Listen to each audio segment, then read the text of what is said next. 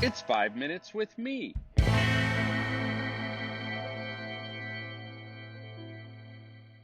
Hey, friends. Time for a little 5 minutes with Marko. It's the sexy time topic. Let's talk about sex, babe. I just want to apologize right now that you had to hear me sing right there. And I want to give you a forewarning that in about 45 more seconds, I'm going to sing again. Since I've spent my youth ministry life mostly with younger teens, how I've talked about sex with teenagers in my churches has probably looked a little different than it does for those of you who work with older teens. For example, knowing that talking about sex with young teens instantly leads to panic or snickering or both, I wanted a way to both normalize the topic and remove the tension. So I developed the sex song. And anytime we were going to talk about sex, which we did at least once a year for a couple of weeks, we started by singing this song together, like with a guitar, sing along style. And I will now awkwardly sing it for you. Sex, sex, God gave us sex, sex, sex, God gave us sex, and he made it for two specific purposes: making babies, they would all shout out, and showing love and affection to your spouse. Sex, sex, God gave us sex. Honestly, the song was a winner. I know you're all applauding right now, even in the quietness of your office. After the few seconds, which were filled with facial expressions approximating either "what the heck" or "are we allowed to sing this in church?", my middle schoolers totally got into it. It worked perfectly to disarm and normalize, and we were able to move into any specific topic that was planned without as much weirdness. Except they loved the song so much they wanted to sing it all the time, even when we weren't teaching a sex series. They sang it at the top of their lungs in a McDonald's once on a mission trip. They sang it in the hallways of the church.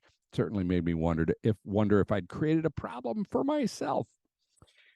Now, listen, educational theory experts talk about a wide variety of curriculums present in any intentional or unintentional teaching time. These include the formal curriculum, what you intend to teach, the hidden or covert curriculum, that's all the variables of your learning environment that aren't openly communicated but still transmit tons of lessons, including values, norms, and beliefs.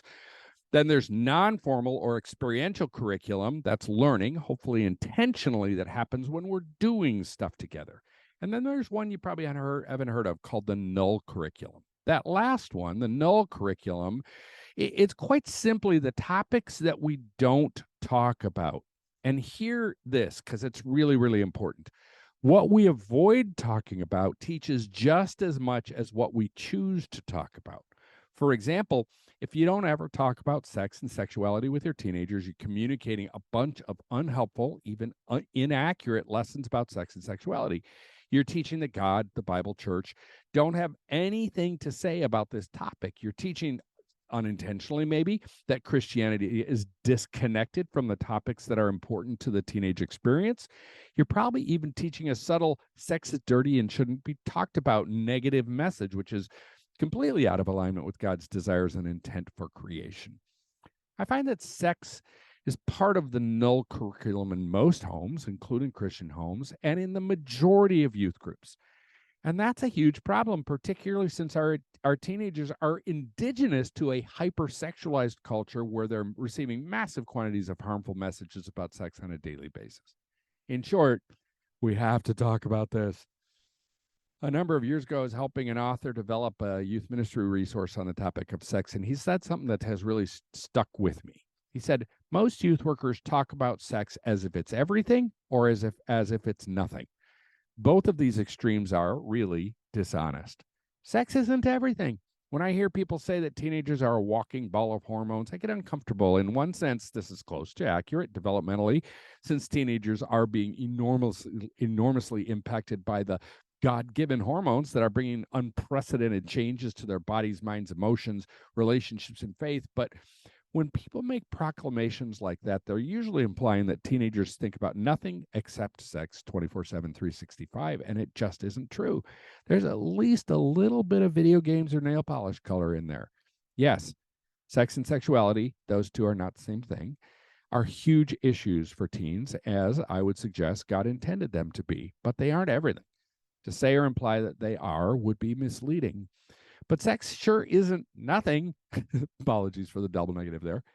While we shouldn't obsess over it, we should be committed to making it one of our top 5 or 10 topics that we talk about with teenagers. I hope you'll spend some time wrestling with how you can step it up in this area so that teenagers will be helped in this wonderful and amazing and terrifying and potentially damaging area of their lives. Let's get sex out of our null curriculum. And feel free to use my sex song. The Youth Cartel Podcast Network.